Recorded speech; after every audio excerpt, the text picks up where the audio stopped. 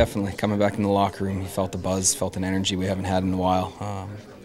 Played a good game. I think we know there's areas that we can definitely improve in, but 5-on-5, we're playing to our strengths and keeping the puck away from their speed wingers. And D did a great job gapping up, but first thing is we got to tighten up on the penalties, like everything, and make sure that we can stick to that 5-on-5 game for 60 minutes. Yeah, and speaking of special teams, the power play, that second unit that you guys are on, obviously exploded last game. I mean, what do you think was working for you guys, especially you and Brandon coming up with some big points? Just shooting pucks, trying to get their guys turned around. They're looking for pucks. We found the first one was got blocked, came back down. They were looking for rebound. Sutzi just banged it home. If their goalie can't find it or their D, they got to be turning around. And then the second one is another thing, another blocked shot. But the puck went on the down in the corner. Ronnie got it. And they played to Sutzi. He took it to the net and just found another rebound. So I think it's putting pucks to the net that really helps. But yeah, you got to definitely capitalize on the moment. Yeah, just for you personally, how big was last night in terms of just kind of having a breakthrough game, 3 points, obviously a key part of yeah, it felt good to help contribute. Everybody needed to elevate their game a little. It's something that had been getting away from me for a while, but that being said, it's only one game. I don't think we really care who scores the goals or how it comes about, but we got to make sure we get 4 wins, and we just got 1.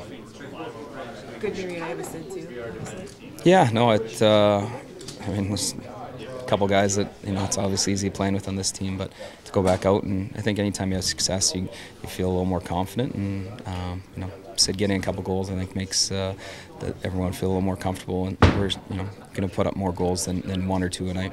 And when you're out there with Hornquist, I remember talking to you about this at the beginning of the year. Does that, you don't necessarily have to be the crash the net guy when Hornquist is out there. Does that free you up to do a little bit more? Yeah, we got to read and react. The way they play defense, they try to get 2 guys on the puck, and if we can get 2 guys in that corner, help bring the puck out of the corner, work it low to high, and spread them away from the net, then we can move guys to the net. I think for a while we might be putting guys to the net too early. We got to make sure we find those holes, get the puck first, and then read and react from there. If you guys, he's been letting he hasn't been able to catch everything.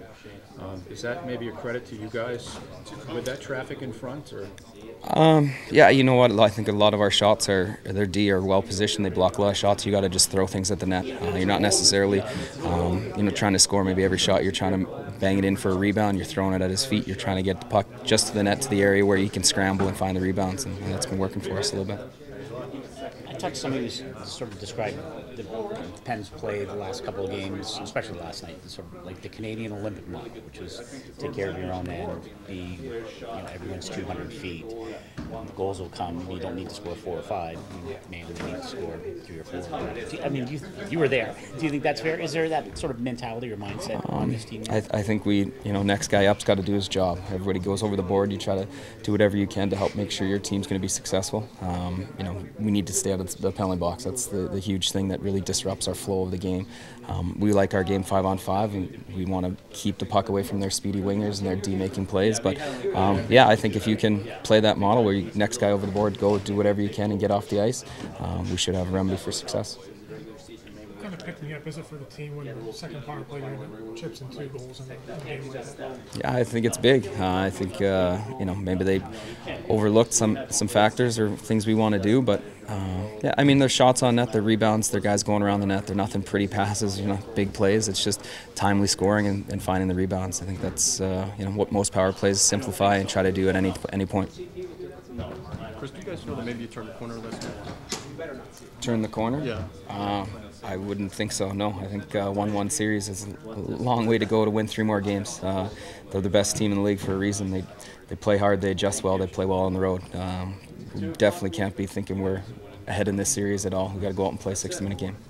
Chris, so much is made of home ice in a playoff series. Does it really matter? Does it really make a difference in a series like this where it's all even? I think that the changes, the matchups that you can get, I think is definitely beneficial. That's something that you want to take advantage of. You want to make sure that the other team has to work on their first line. Maybe we get our D pairing against them, and it makes it tough on them. That's something you play all year for, but now that we have them back in our rink, it's something we got to capitalize on. Series is even at 1-1, but do you feel like this hockey team has the momentum moving forward?